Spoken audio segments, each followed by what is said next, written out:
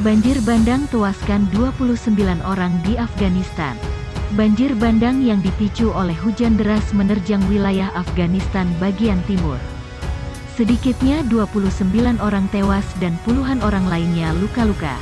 Seperti dilansir AFP, banjir bandang itu terjadi setelah hujan deras mengguyur selama 24 jam terakhir di wilayah Parwan, Kapisa, dan Nangarhar. Selain memakan korban, banjir bandang itu juga memicu kerusakan terhadap rumah-rumah warga setempat. Warga Afghanistan meninggal setiap tahunnya saat hujan deras melanda, terutama di area-area pedesaan miskin di mana rumah-rumah dibangun secara buruk dan berisiko ambruk. Juru bicara Kementerian Penanggulangan Bencana, Muhammad Nasib Haqqani, menyatakan sedikitnya 20 orang tewas di Parwan dan lebih dari 50 orang lainnya mengalami luka-luka. Ditambahkan Haqqani bahwa 5 orang tewas di Kapisa dan 4 orang tewas di Nangarhar. Panen, lusinan rumah dan ruas jalanan hancur, tuturnya kepada AFP. Tim pemulihan bencana dan urusan darurat telah dikerahkan ke area-area terdampak. Para petugas penyelamat terus mencari korban selamat di antara puing-puing berlumpur.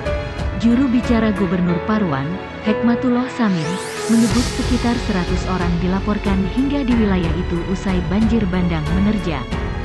Sejak Taliban berkuasa kembali di Afghanistan pada Agustus tahun lalu, dana bantuan asing dan skema pemulihan bencana telah berkurang secara drastis.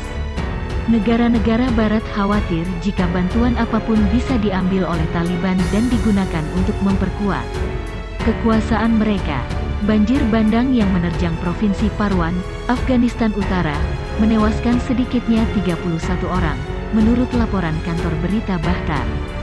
Bencana itu terjadi setelah Kabul diguyur hujan deras. Dilansir dari Deutsche Welle, anak-anak turut menjadi korban tewas, sementara puluhan orang belum ditemukan. Ribuan hektare tanah, ternak, dan jalan juga terdampak. 3 distrik di Parwan rusak parah. Ratusan rumah hancur sebagian atau total, menurut seorang pejabat. Provinsi lain, termasuk Kapisa, Panjshir, dan Nangarhar, juga terdampak banjir. Situasinya parah. Kami berharap badan-badan nasional dan internasional memberikan bantuan darurat untuk mencegah bencana kemanusiaan lainnya, ungkap Karimullah Wasik, Direktur Departemen Informasi dan Budaya Provinsi Kapisa. Otoritas Penanggulangan Bencana Nasional pun telah menyediakan bantuan tunai langsung dan paket makanan untuk keluarga korban. Sementara itu, diperkirakan curah hujan semakin tinggi dalam beberapa hari mendatang di 34 provinsi Afghanistan, menurut otoritas cuaca setempat.